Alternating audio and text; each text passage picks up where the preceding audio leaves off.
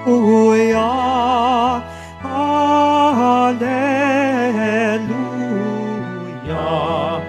Hallelujah, Hallelujah.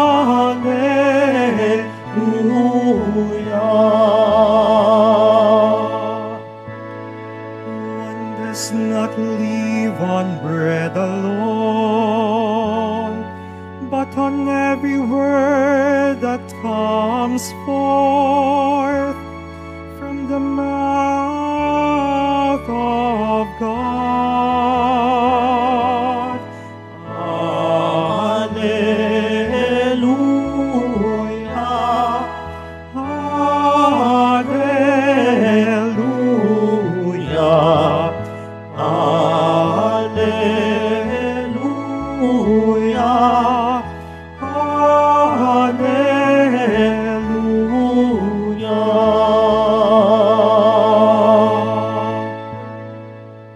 The Lord be with you. And with your spirit. A reading from the Holy Gospel according to Mark. Glory to you, O Lord. In those days, when there again was a great crowd without anything to eat, Jesus summoned the disciples and said, "My heart is moved with pity for the crowd, because they have been with me now for 3 days and have nothing to eat. If I send them away hungry to their homes, they will collapse on the way, and some of them have come a great distance." His disciples answered him, "Where can anyone get enough bread to satisfy them here in this deserted place?" Still he asked them, "How many loaves do you have?" They replied, 7. He ordered the crowd to sit down on the ground. Then, taking the 7 loaves, he gave thanks, broke them, and gave them to his disciples to distribute. And they distributed them to the crowd. They also had a few fish. He said a blessing over them and ordered them distributed also. They ate and were satisfied. They picked up the fragments left over, 7 baskets. There were about 4,000 people. He dismissed the crowd and got into the boat with his disciples and came to the region of Dalmanutha. The Gospel of the Lord. Praise to you, Lord Jesus Christ. Please be seated.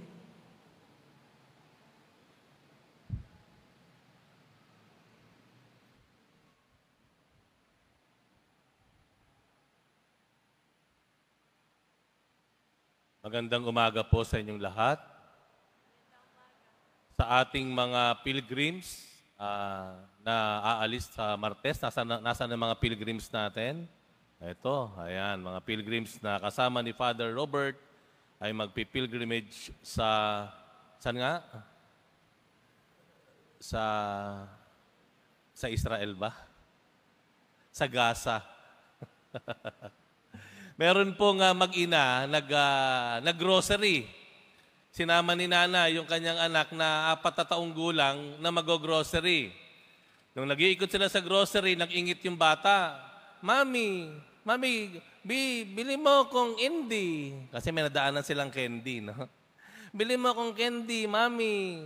Sabi ni Mami, Priscilla, malapit na tayong umalis, matatapos na tayo. So, diretso ng lakad. Dumaan sila sa mga may chocolate, no? Chocolate. Nag-ingit na naman yung bata. Sabi, Mami, bili mo akong chocolate. Bili mo akong chocolate. Priscilla, konti na lang. Aalis na tayo, matatapos na tayo. Lakad uli sila. Nakakita ngayon ng laruan. Yung bata, Mami, bili mo akong toy. Priscilla, konting-konti na lang, lalabas na tayo. May nakakakita palang lalaki. Humanga yung lalaki doon sa kahinahunan, no? Nitong Priscilla, no? Itong sa bata, no? Lumapit siya pagkatapos, sabi nung lalaki, "Ma'am, hanga naman ako sa inyo. Napakahaba ng pasensya nyo dito sa anak nyong si Priscilla." Ang sabi ni Mami, ang anak ko po, ang pangalan po ay Princess. Ako po si Priscilla. Ayan. Minsan, may nag-iingit tayo, wala tayong magagawa. Ang dapat nating harapin, yung ating sarili, hindi yung bata. Naalala ko minsan po, nasa isang mall ako, merong mag-ina rin, pababa ng escalator. Malikot ng konti yung bata yata. Nung pababa na, dun sa landing, abay tumalon yung bata. Tumalon. Hindi pa man malapit dun sa landingan, mula sa escalator, tumalon na. Di nadapa yung bata, nasubsob. Walaan nyo ano sunod na nangyari. Lumapit yung nanay, sinigawan, pinagpapalo. Ako'y naawa. Mukhang mas masakit pa yung palo niya doon sa pagkakadapa ng bata. Sabi ko, tong nanay na ito, mukhang ito may issue. No? Masyadong sobra-sobra namang kaparusahan yung ginawa. Why am I saying this? Tingnan yung ebanghelyo. May mga taong sumusunod sa Panginoon for many days already, 3 days. Nandun na sila hanggang sa nakarating sila doon sa disyerto, sa ilang na lugar. At ano nangyari? Ang sabi ng Panginoon, kailangan nating pakainin ang mga taong ito. Nagugutom na sila, ilang araw na sila nating kasama, hindi natin sila pwedeng pauwiin. Baka sila ay mamatay sa gutom, pauwi ng kanilang mga bahay. Ano nakita po natin doon? Nakita natin kung paano hinarap ni Jesus ang problema. Hindi niya sinisi doon sa mga tao ang problema. No, sumunod-sunod kasi kayo, hindi kayo nagbaon. Alam niyo nang mahaba ang ating lalakbayin. Kayo may problema. Hindi ganon. Ang ginawa ng Panginoon, inako niya ang responsibilidad. Inako niya ang responsibilidad. At ang sabi niya, papaano tayo makakakuha ng maipapakain sa kanila. Sa ating mga problema, maraming magulo, maingay, mga dalahin tayo, dala-dala natin maybe for many days, for many years already. Ang una nating gagawin, take the responsibility. Hindi yung isisisi lagi natin, kaya nagka-problema kasi itong tatay mo. Kasi ang problema, hindi nagbayad ng utang. Kasi ikaw, ganyan. Take the responsibility. No? Yun ang unang-una, akuin mo ano ang magagawa ko. Kaysa magsisi ka, akuin mo kung ano ang magagawa ko. Ano ang magagawa ko bang solusyon? Ano maiaambag ko? Yun ang number 1. Okay? Imbis na isisi sa iba, maghanap ka ng paraan para masolusyonan ang problema. Akuin mo kung ano ang pwede mong magawa. Pangalawa, ano sabi sa Ebanghelyo? Finally, nakakita sila ng maipapakain. Pero anong nakita ng mga alagad? 7 pirasong isda. Tinapay. 7 pirasong tinapay. At merong iilang maliliit na isda. Sabi pa nga maliliit na isda. 7 tinapay, maliliit na isda. Ilan ang papakainin? Hindi bababa sa 4,000. Ano ibig sabihin doon? Maliban sa pag-ako sa ating responsibilidad, pag tayo may problema, tignan mo, baka meron ka naman kahit kaunti. Mayroon dyan kahit kaunti. Huwag mong maliitin kung ano ang meron ka. Huwag mong maliitin kung ano yung naipon mo. Huwag mong maliitin yung kakayahan mo. Kasi minsan, hindi ko kaya yan. Susuko na ako. Ayoko na. No? Hindi. Yung maliit mong kakayahan, yung maliit mong mayroon ka, iyan ay gamitin mo. For all you know, dyan magsisimula ang himala ng Panginoon. Kaya ano nangyari sa Ebanghelyo? Sa 7 tinapay at iilang maliliit na isda, naapakain niya ang hindi bababa sa 4,000 at may sobra pa. Saan nagsimula yan? Doon sa 7 tinapay at maliliit na isda. Gamitin mo. Kilalanin mo, recognize whatever you have because definitely merong ibinigay ang Diyos sa iyo. Gaano man kakaunti iyan sa paningin mo, pero gagamitin ng Diyos yan. Yung pasensya mo, yung naipon mo, yung kakayahan mo, magagamit ng Panginoon. Mga taong nasa paligid mo, hindi mo alam yung mga hindi mo napapansin, yung minamaliit mo, siya pala yung makakatulong sa iyo. Make use of what you have, no matter how small or insignificant they may be.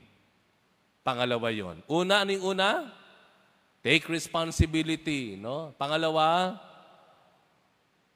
gamitin mo kung ano ang meron ka. Ano ang pangatlo? Ano ginawa ng Panginoon pagkatapos niyang makuha ang tinapay at isda? Ano ginawa niya? Nagpasalamat siya. Nagpasalamat. Pagdarasal. Pananalangin. Yan ang hindi nawawala sa ating mga Pilipino.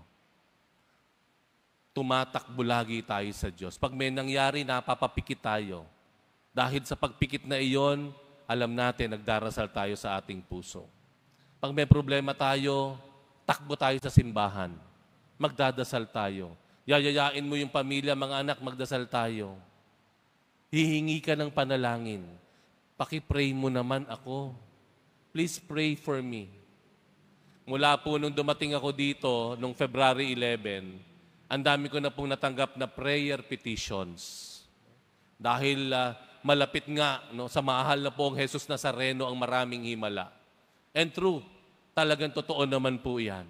Kahit saan ka pa naroroong simbahan, saang sulok ka man ng mundo, iisang Diyos ang nakikinig sa atin.